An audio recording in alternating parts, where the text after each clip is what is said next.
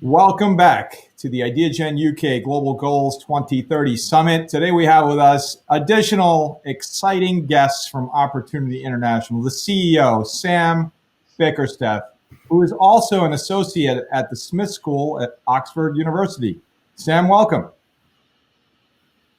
Thank you, George. It's a pleasure to be joining you today. And we also have the philanthropy manager at Opportunity International, Kelly Jennings-Robinson. Kelly, welcome, and so great to also have you on this summit day, May 4th, 2020. Welcome. Thanks a lot. Thanks for having us. So excited to hear from both of you. I anticipate a very exciting and very insightful dialogue between you two as you launch into this exciting Ideagen UK Global Goals 2030 discussion. Great. On you go. Okay. George and colleagues in Ideagen, it's a real pleasure to have this chance to share what we're doing, the bit that we do as Opportunity to tackle the challenges of the Sustainable Development Goals, the SDGs. The SDGs are uniquely the global plan which we have. There's no other such thing as a global plan that's out there. The only one agreed by 193 countries, over 10,000 corporations, and most of the world's civil society. So let's use this global plan to tackle the objectives it set out. And in the goals, sitting right at the top is the eradication of poverty by 2030. We have 10 years, and we've just been hit over the head, literally, by an enormous global crisis, the like of which we haven't seen for a century. But let's look at where we've come from and where we could go to, and the role that we play with so many others to tackle the challenges that the SDGs urge us to tackle. 30 years ago, I embarked on working on the challenges of international development. And at that time, 1 in 3 people across the world lived in poverty. And we've got a huge amount to celebrate this day, the 4th of May, in the progress that's been made. 1 billion people have come out of poverty, and that ratio of 1 to 3 is now 1 to 10. But 800 million people still go to bed hungry every year. 1.3 billion, more than that, are extremely poor. And unfortunately, over the last couple of years, that number has already started to rise. And now with the global economic health and quite possibly food shock that COVID-19 has imposed upon us, we're likely to see that rise. There are estimates emerging from the UN that a 5% shrinking of the global economy will put at least 100 million more people in that category of extremely poor, living on less than $1.9 a day. These are very small sums of money that people struggle to live with. And who are these poor people? We need to look these people in the face and recognize them, who they are. Many of them are smallholder farmers. Many of them are women. Many of them are refugees. And today, in 2020, the face of poverty is quite often a rural woman, a semi-subsistence farmer living in Africa.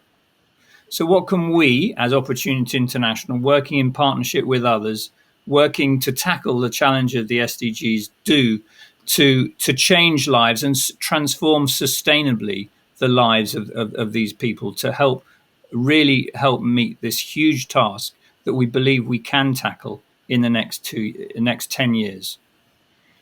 We need to break the SDGs down. In our line of business, as an organization that's trying to bring financial services to these poor people, our mission of financial inclusion, we're focusing around, in particular, the Sustainable Development Goal 1, around no poverty, zero hunger, which is SDG 2, around quality education, which is SDG 4, around gender equality, which is SDG 5, and really importantly and very pertinent in the current crisis of the COVID-induced economic recession to which we're heading, is decent work and economic growth. We want decent work, we don't want bad work, and we want sustainable economic growth.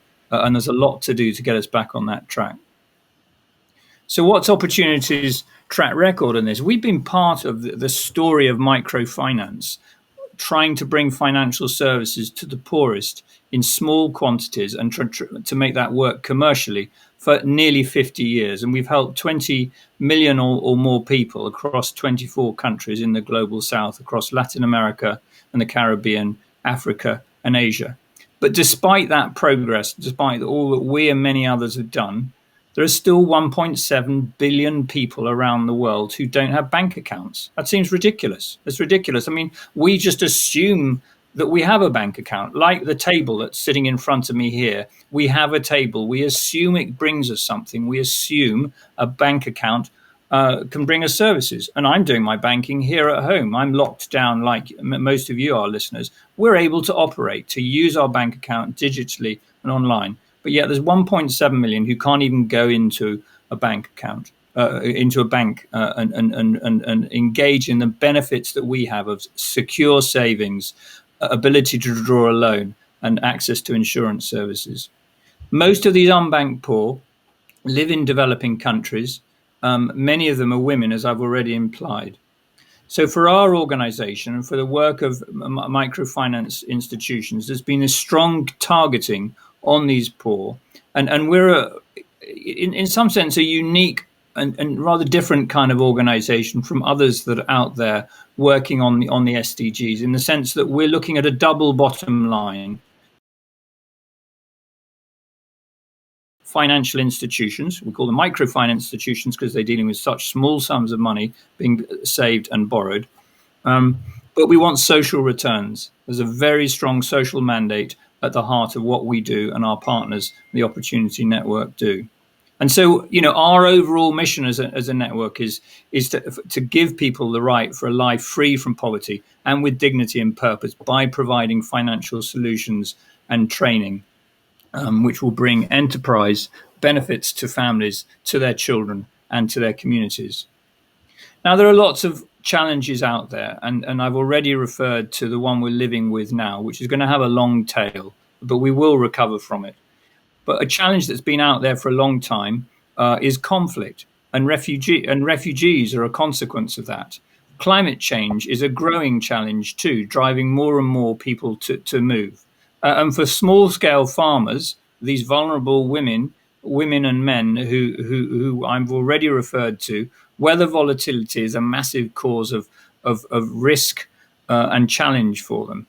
And we know that more extreme events from climate change, more droughts, more cyclones, more erratic rains will create huge problems for their cash crops. So just to give one little glimpse of this, of course, many of us enjoy a cup of coffee or tea grown in East Africa. Certainly here in the UK, this is really one of the major sources of these beverages that we drink increasingly stuck at home all day long.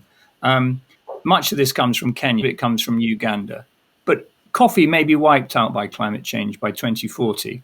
The increased temperatures and volatility of weather patterns may mean that it's going to be very hard to produce coffee within a generation in that country. So what's going to substitute for those farmers who are so dependent on that cash income?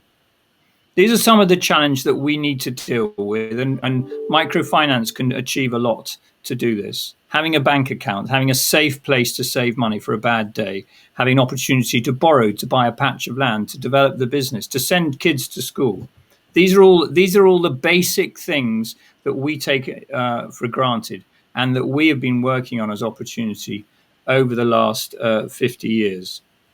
And we focus around 3 clusters of work. One is for farmers, to enable smallholders and the businesses that support them, the buyers and sellers of agricultural inputs, the marketers, and so on. We support them by access to finance and training and skills. We support others in enterprise, a whole range of people. These may be hairdressers, they may be tailors, they may be food vendors. And we work with a very large group of organizations providing schooling, in particular where public schools are not providing services to children. And we support a network of 14,000 schools around the world. These are affordable, privately educated kids going into privately educated schools. All of this is very much the work that we do. And finally, I'd like to bring, at this stage in the summit, I'd like to bring the important gap that's out there for the refugees. I referenced already the global challenges we have. We have, unfortunately, a situation where more people are on the move than any other time in history. Some 60 million people are displaced from their homes. Very large numbers of them end up in developing countries. In fact, the majority of them are in developing countries. And one of the countries with the largest population of refugees to host them is Uganda. 1.3 million refugees are currently living in Uganda. They come from many countries around the region, DRC, Uganda, Rwanda, to name but a few of them. And we're working in a refugee settlement in the south of Uganda, which is a big settlement. There's 120,000 people living in this settlement. That's a sizable town. Hardly a person in that entire settlement has a bank account. So how can they get their lives back to normal? Many of them are former shopkeepers, business people, teachers. They would normally have had back in their home access to these services. Some of them have lived there for 10 years, stuck in this region of Uganda, with food, yes, with support, but no bank account. And my colleague Kelly would like to tell you a little bit more about the situation for some of the people, and women in particular, in that context. But before she does that, she'll take us to another part of the world, where you can get insight for women who are stuck in a quite precarious situation and how financial services can help them. Kelly, I'll pass this on to you. Oh, thanks very much, Sam. First of all, I'd like to extend a really warm welcome to everybody listening in today. The Opportunity team and I, in addition to Sam, are incredibly grateful for the opportunity to be able to share our work with such a diverse and interesting audience. So thank you very much. But Sam, you picked up on the word transformation earlier in your introduction, and I think that that's really what we're in the business of doing. And here at Opportunity International, we're very keen to make sure the people who work with us, who support us, really understand how transformative, and access to a bank account, a loan, and even some training can be to some incredibly vulnerable people. So I'd like to give you an overview of one of our projects, one of many projects that we're working on in Ghana at the moment. I'd like you to kind of think about your employment opportunities maybe starting out in life when you were younger. There might have been job opportunities, part-time opportunities. This really is not the case for a lot of the people that we're working with, and this is certainly the case in northern Ghana. There aren't many employment opportunities in the north of Ghana at all. And Sam talked about the face of poverty and deprivation being female. This is especially the case for many young women and girls living in rural areas in the north of Ghana. And what happens is that they migrate to more prosperous cities in the south to find work. And normally they do this to earn money to be able to remit funds back to their families. But the challenge is that many of these women have no formal education, basic, limited, or any qualifications. So their employment options are incredibly limited. And many of them are forced to become what we call kayei, or a head porter. And this is simply making money by carrying very, very heavy loads of goods on their heads. These are goods to sell in markets, or they might carry someone shopping. There are more than 20,000, an estimated 20,000 young women from the north working in the markets of Accra. And this is particularly dangerous that they're working in the informal economy. The hours are incredibly long. As you can imagine, the pay is incredibly poor. The loads are heavy, so it's a very physically demanding job. And what's more, these women are very, very vulnerable to abuse and exploitation and human trafficking. They also face discrimination and marginalization because there's a very strong negative social stigma attached with being a kayei, or a head porter. They have very few options. And Opportunity has been working to ensure that these vulnerable women have more options. We've been working with head porters in Ghana since 2015, and we use a combination of vocational training livelihood training to provide these vulnerable young women with the skills, knowledge, and materials to start their own business, to get them out of the markets, and to give them a skill that is sustainable in the long term. So the way it works is very simple. The young women normally select a vocational skill that's quick and easy to learn and it's of interest to them. This includes soap making, bread making, or bead making. And then through our partners, they complete a really intensive training course to learn their chosen skill. And in addition to that, we couple it with business skills and basic financial education. So this ensures that they know how to make high quality goods that they can sell, and they've got the business knowledge to be able to run their own, to turn a profit and to run their own businesses. When the program finishes, the participants receive a starter kit with materials that they need to make their first product so they can get started. And they have all that they need to be able to manufacture and sell. So by empowering the head porters, or our kaei, with the ability to earn their own income, many will actually move back to be closer to their families and they'll be safer. And it also, we have a lot of kaeis or head porters who've gone back to their homes, have started their own businesses, they've expanded, and now they're job creators in their local economy. Which is, it's all about the sustainability, and this is what Opportunity International is about. So they're going to earn more money, they're going to be less vulnerable, they're going to break the cycle of abuse and exploitation, and most importantly, they'll have options. And I'd like to kind of close with an example of an individual that we've been working with who's incredibly inspirational. Her name's Bridget. She started working as a head porter when she was 10 years old. She carried bags on her head, ran errands for visitors. And she was ultimately kicked out of her family because she wasn't able to, as a teenager, to earn her keep and cover her portion of the rent. She dropped out of school and she became a head porter. And she was living and working in a slum where she met her boyfriend, who encouraged her to join our training program. And she tells us that she was lucky to be one of 10 selected from her area. And for 3 weeks at the training center, I learned how to make soap, liquid and bar soap. I've also learned how to make other detergents and air fresheners. So Bridget, we flash forward, is now 21 years old. She's running her own business. And the last time we spoke to her, she had very big dreams. She's manufacturing soap to sell to local customers. And she also tells us, through the knowledge that she's gained, she's been able to increase her profits with each batch. And she's hoping to take a loan in the next couple of months to buy a mixer.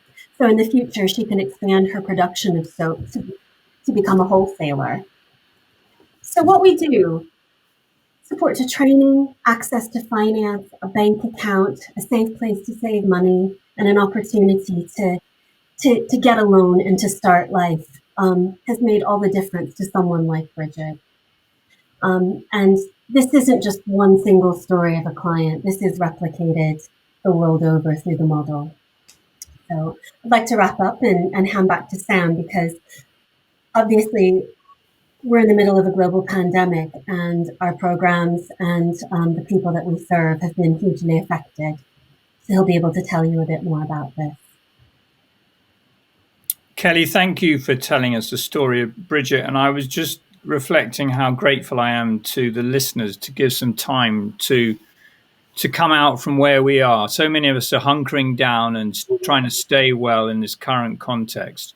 But imagine that situation for Bridget right now. The markets are closed in Accra. The business which she subsists on, which is for customers coming, wanting to have their goods carried, that's all gone. There is no daily income. She has no home. She has nowhere to go. Now, we understand there have been opportunities to use those new skills that we worked with her on to sell soap. And isn't that wonderful? This is something that can contribute to improving health and hygiene. But she represents the part of the vulnerability of our society. And this is happening across our societies. We know this. We know this is a crisis that is going to hit the poorest hardest, and it's going to drive greater levels of inequality.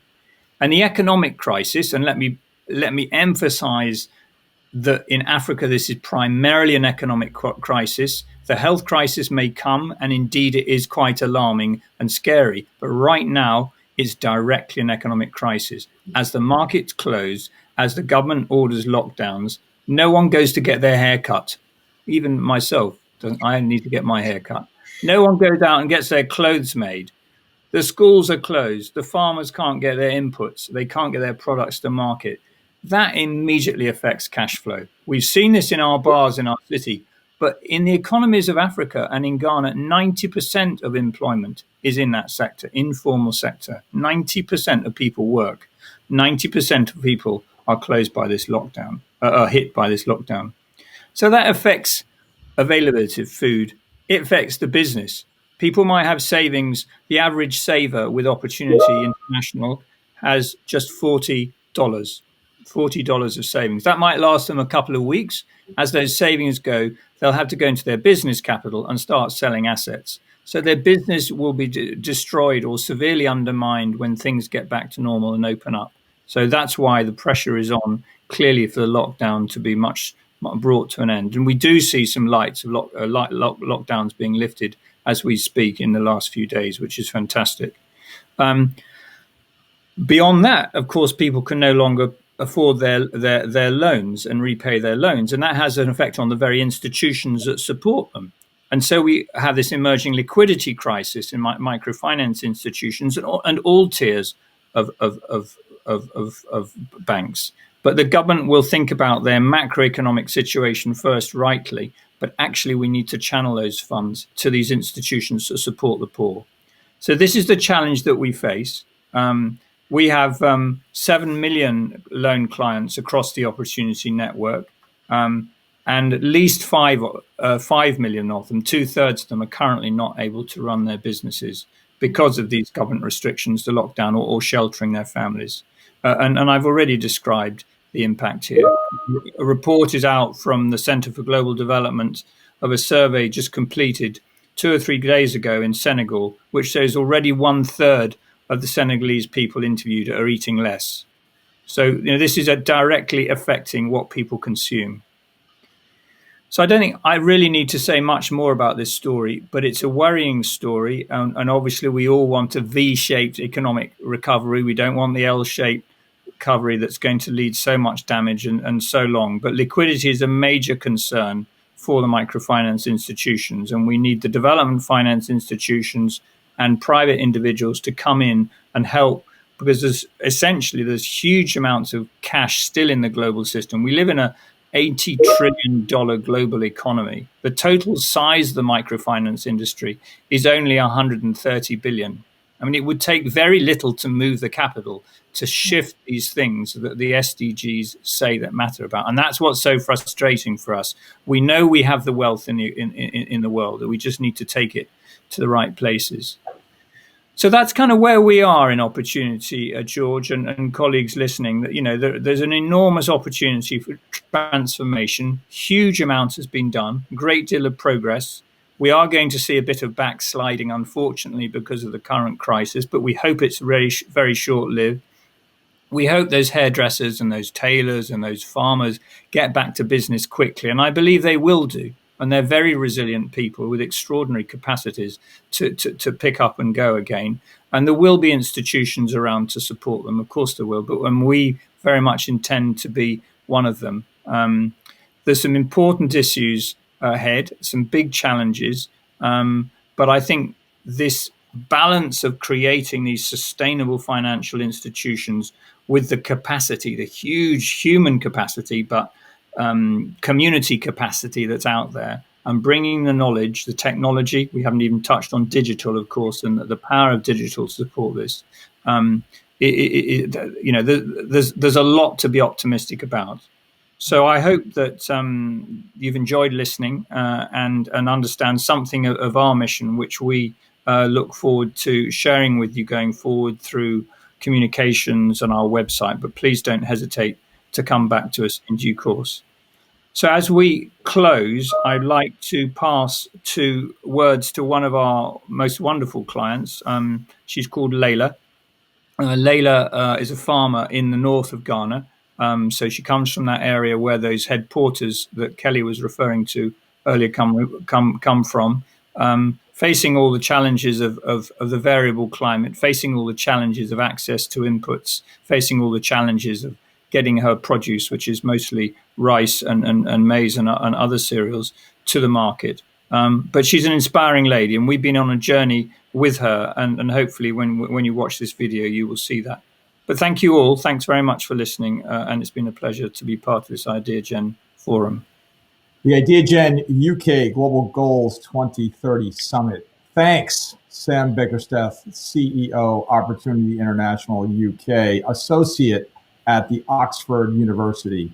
Thank you so much for everything you're doing. Kelly Jennings-Robinson, Manager for Philanthropy, the coolest title in the UK and perhaps across the world of someone changing the world. Thank you for this incredibly inspiring and insightful dialogue today between you both at the Ideagen UK Global Goals Summit. Many thanks. Thank you. Thank you.